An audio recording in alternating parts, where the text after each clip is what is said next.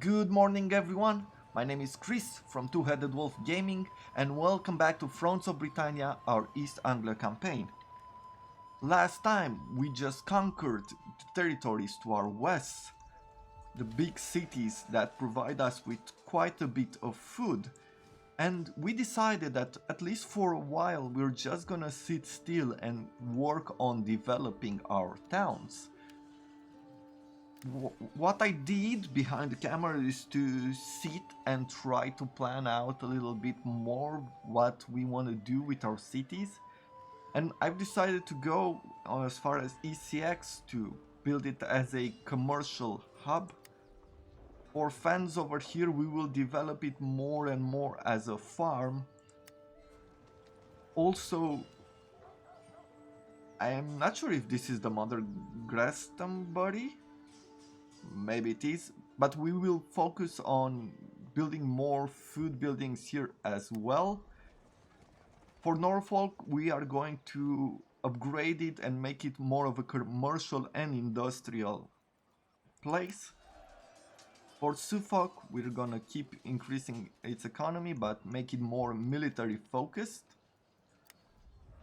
For Middle Angle and Middle CX, at the moment we just leave them to the side because we don't have a complete region and we might not have it for a while, so I'm not gonna make big plans with them. With that in the works, I believe let's start with upgrading some of our buildings over here.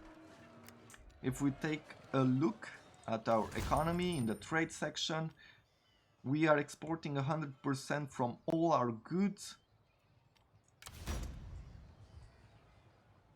And I want to actually upgrade the pottery over here.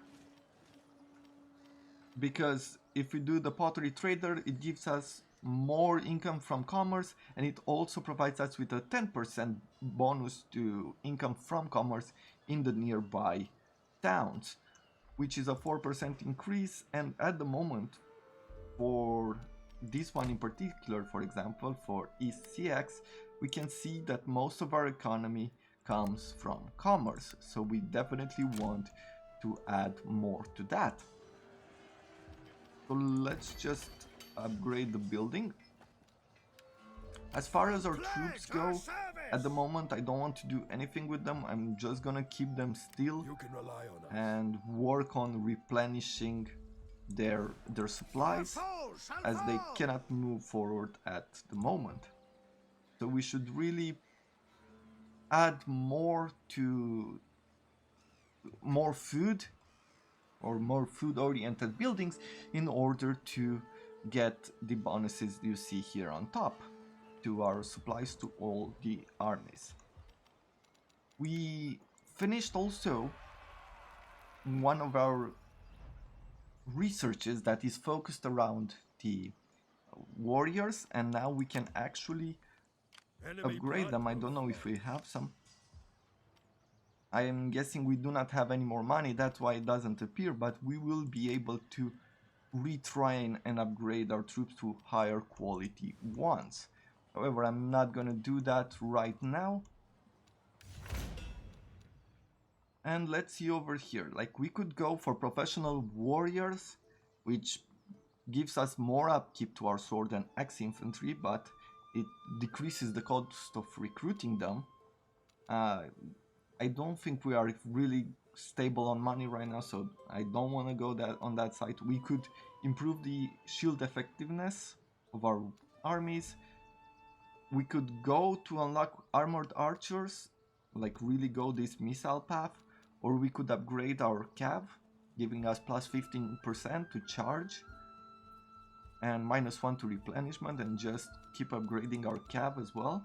If we go in the civics, we have a watermill, which is a building that provides us with more bonuses to food, I believe. Let's take a quick look over here to the building. So the watermill will cost us 100 upkeep per turn on money.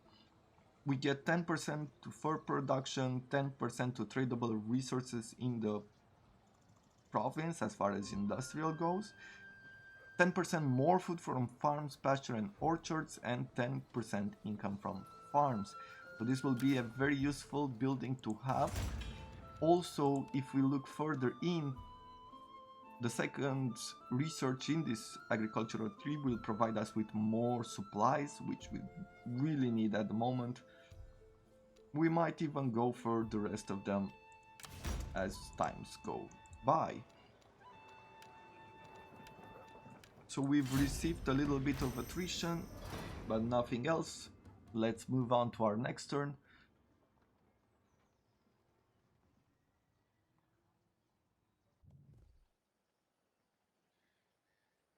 The army we just fought, the faction we just fought and are still at war with, seems to be expanding north, at least in the smaller territories. They will survive, I believe, for a while longer, as they do not seem opposed by anyone else. So let's see, here we've got business minded, which reduces the cost for recruiting for our king, also to our general. We finished constructing the clothier over here. We really need to increase those supplies. Let's see, like we are getting 2 supplies over here, and that is good. You can rely on us. We're getting 6 supplies here per turn. To war we go. And another 3 here. The good thing is that being on positive food, we're starting to replenish a little bit more. As you can see over here, we could upgrade these units. We'll see this through. I am going to do so, even though it's gonna cost us a little bit more upkeep. It's gonna increase our strength. We pledge your service. Which will stop potential wars being declared on us by our neighbors. So We will serve. I want to do that.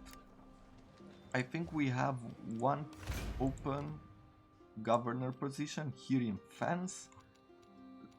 We actually received a merchant over here.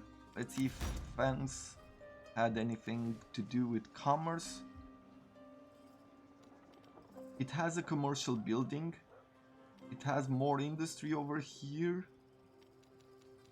And the pastures, like we could change it to a butcher at some point to produce some commerce.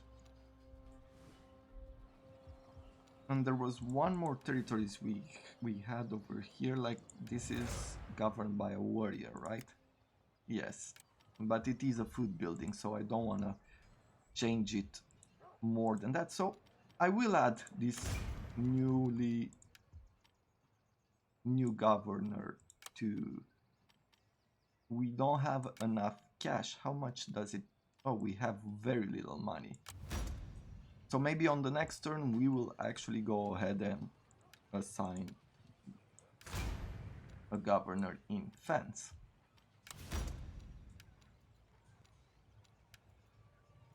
Once again, that's about it. We're not doing too well on money or food, so we're just gonna sit still, work on replenishing. Maybe we can, as soon as these armies are replenished, we can move on over here and start raiding their territories, getting a little bit more money as we go along.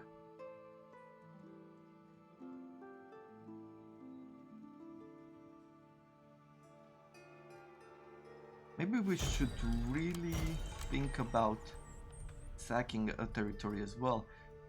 So he became demanding, which gives us 1 more point to governing and -1 to public order. And this is from having a teeth hole. And he became lush, which gives him 1 influence and another point in governance. That's really good. If we go to Fens, over here, let's assign the governor. We are going to work and add a few more commercial buildings as we go along, as soon as we build the food requirements. Let's see how to best do this. If I go through here, Unfortunately, it is swampland, and it's gonna take us 2 turns to get there. I'm just gonna let the army replenish just a little bit more, and then I'm gonna go ahead and raid their territories. Our foes shall fall. If we go into buildings, let's see if there's any place where we can add or upgrade anything. We cannot. Let's end our turn. Now this particular episode will be focusing on trying to build up our economy, and one way we might do that is just go ahead and raid their territories and upgrading some of our commercial buildings and then upgrading some of our food buildings. We're slowly going to build up to a point where we can afford to do nothing else. Let's see, a new quest. Here King, lean times, who suffers least. The treasury is looking somewhat empty. You must make any choice to spend with care and decide who is most worthy to receive what little you have. The question is, should the army get some small boost, or are the people your priority? So we can favor the English and stay where we are, or we can go more towards the army. I'm gonna favor the English. We are building territories right now, and we need the stability. The heavens have opened and unleashed a rain of blood across the isles. The people are deeply troubled by the grave portent. And we've got a rain of blood, which gives us -3 order to all regions. That is not great, but I think we are okay.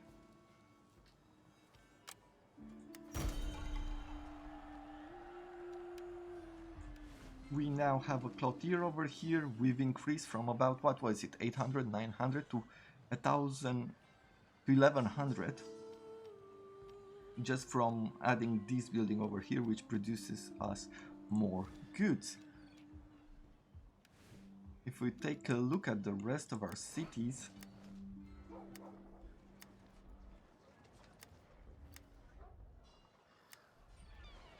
at the moment, only upgrading our merchant could be a good move. It will provide us with 700 plus the bonuses, maybe 100 extra gold, while decreasing a little bit of our food, but that is okay. Even though I'm incurring some diplomatic penalties, I'll try. Let's see if I can get. We will talk now. Apparently, I cannot get diplomatic access to his lands, so I'm just gonna do my thing. I'm gonna pass through here and just go ahead and work on raiding him. If I go by the sea, it's not totally going to help us, so let's just move a little bit forward. Actually, let's go all the way over here. Massacre them in Odin's name. So we're going to take a little bit of attrition from the swamp, but this territory is not guarded. They have a few buildings that we can sack, so we're just gonna do that. One of our generals gained a level. It's the general to our south. We're gonna add to him the quartermaster just to get that extra 10% movement. The reason why I do that is to make it easier to catch certain armies that might appear and try to ravage our land.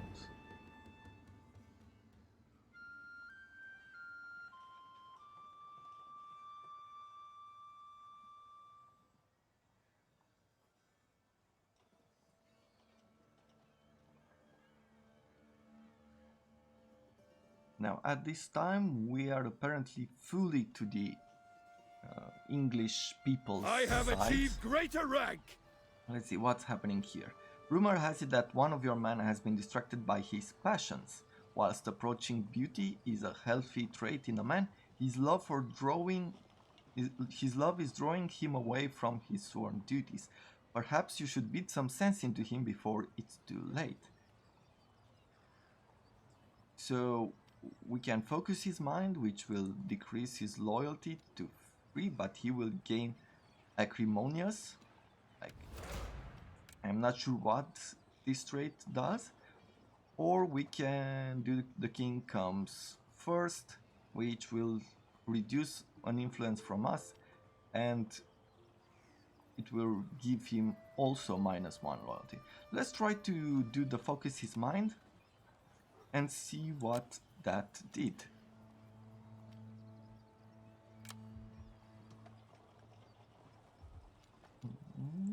Who was it? Oh, Wills. Let's go to the court. Let's look for him.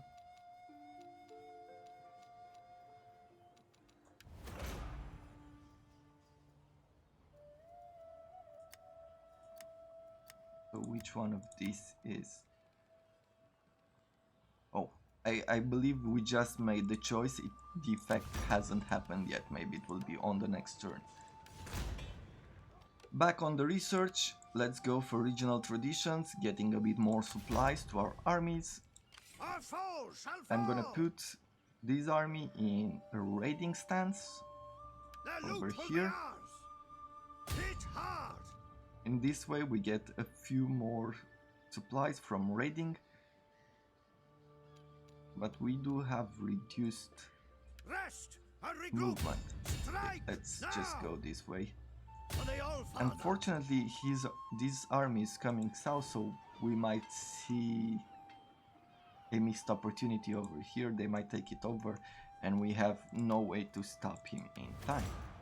In Knut over here, leveled up as a governor. We're just gonna give him some scribes. Actually, instead of that, let's increase his loyalty by 1, so we can keep him from rebelling or developing traits that are tied to the level of loyalty our people have. Over here in France, I believe we stopped taxing them a little bit ago, but I think we could go ahead and tax them again. It's giving us quite a bit of penalty, but it will provide us with a lot of food, which is what we need. Middle Angle over here, like they're at -7. We're already taxing them, so we do receive the food. For this territory over here, I'm not gonna do anything. And with the 1300 food we have available, apparently there's nothing we could do. So let's just wait one more turn and see what's going to happen.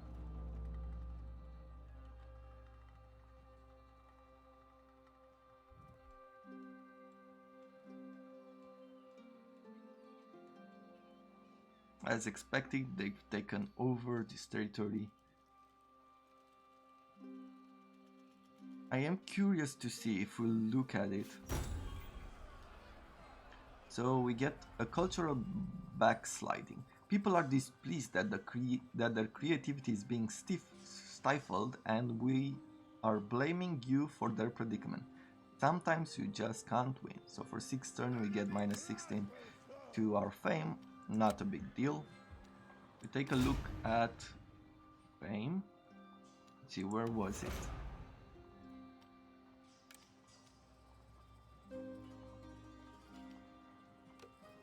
Oh, it's over here. So our leader's fame is 57. This is for the minor victory, and this is for the long victory in regards to fame.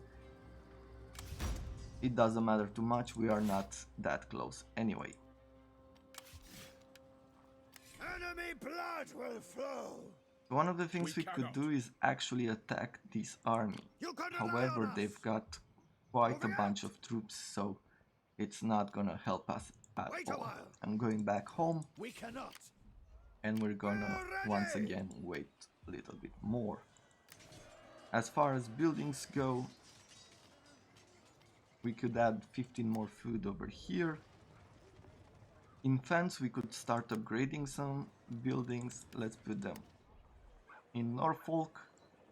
Our public order is not that great, but we might actually want to expand a little bit here as well. So yeah, let's just do that. Let's expand the city here in Norfolk, trying to add more to our economy.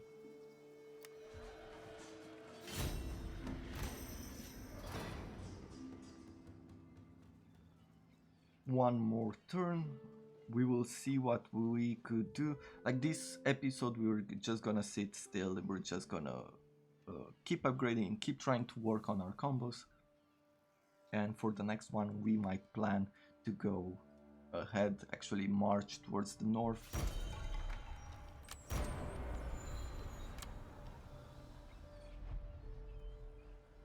Kettle over here became economical with the truth, which see from lower than free influence.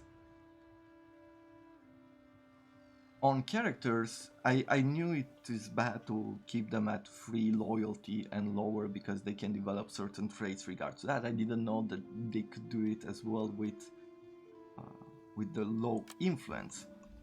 So we might really want to help them grow in the future. We'll put our king back into the city over here to replenish fully before we start north. If we take a look over here, like there's all this trade that's moving through, and it's really important to move north as soon as possible to receive some of this trade. If we take a look at the world map to view the available resources in the area, apparently here there's a unique market. I do not know what that is, but we have salt over here, some more pottery, and some food. I wonder where gold is, if there's any gold around. Apparently nowhere near, but we do have iron over here. What I'm thinking for the next episode is actually going up north, taking this territory over here, and then maybe go over to on this side and try to secure this entire area. Because I'm thinking that I'll march north with my king, take these territories over. Like, these are rebels, I might take them over. There's no one there. And then I'll push with the king to the left and with the general Gunnar over here to the north. So we'll just try to spread the enemy around a bit so they can't respond to all our armies. We'll see this through. Once again, we've gotten quite better at our economical standing right now, so I really want to push a little bit more into developing the regions. I will take the ones on the coast. We could get a little bit more money from the church over here, from the shrine to the cult of Saint Edmund. This port over here will provide us a tiny bit more food and more commerce, so I will just go ahead and upgrade that. Let's end another turn.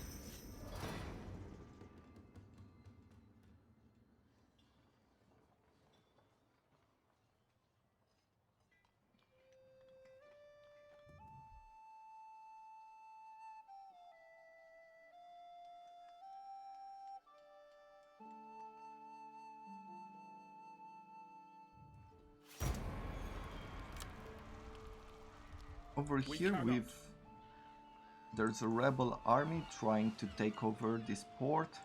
We'll pledge And unfortunately, I believe they will actually succeed because there's no protection over here.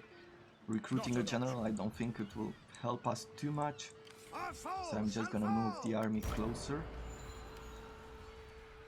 Impossible. They've trespassed on our territories, but I do not think they're going to start a war with us. If we take a look at them, You will get a fair hearing. they are okay. They're neutral towards us, so I do not think that You can rely. they'll challenge our right to rule in the area. Once again, let's take a look at our buildings, see what we can upgrade next. We don't have many choices. We can work on increasing the commerce over here. And we're just gonna do that. We're gonna build a salt cellar in East CX. Enemy blood will flow. One more turn until we get our upgrade to supplies, which will come in handy in preparing for war.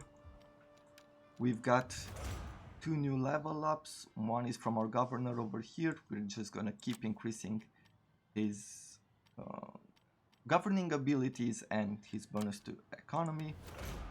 Kettle over here, I just want to make him a tiny bit more loyal.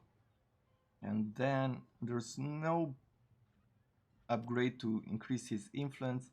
That's something that he will have to do himself. Like, we could go ahead and find him a suitable bride. And we do have the money for it, so let's see, what do we get? We can marry with Asha, which provides him with less zeal, minus 20% of having children, and plus 20% to have illegitimate children because she is ugly. I'm not gonna do that, it's not gonna help our cause. So let's add the priest to him and keep it at that. If we take a look at our people, over here our son has come of age. So what I would like to do is actually recruit him as a warrior, because he's actually pretty good as a governor. He gives us more income from farm, he gives us minus 10% to corruption and plus 3 to local governance. So even though he might not be great in the area of war, and it might be slower for him to prove himself, making him a governor is the best idea we can have. So I'm thinking right now, in what territory could we put him? Anlaf over here is 42, he has quite a bit of loyalty. Karl is 49.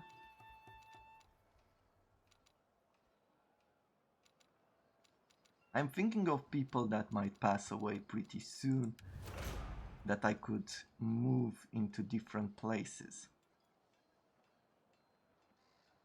Like, these people are pretty good where they are at, but I definitely want to change some of them. Ingmar over here is quite loyal, but he has this problem with usurper allegiance that we have to keep pumping points into. So what I will do actually is replace him with our son.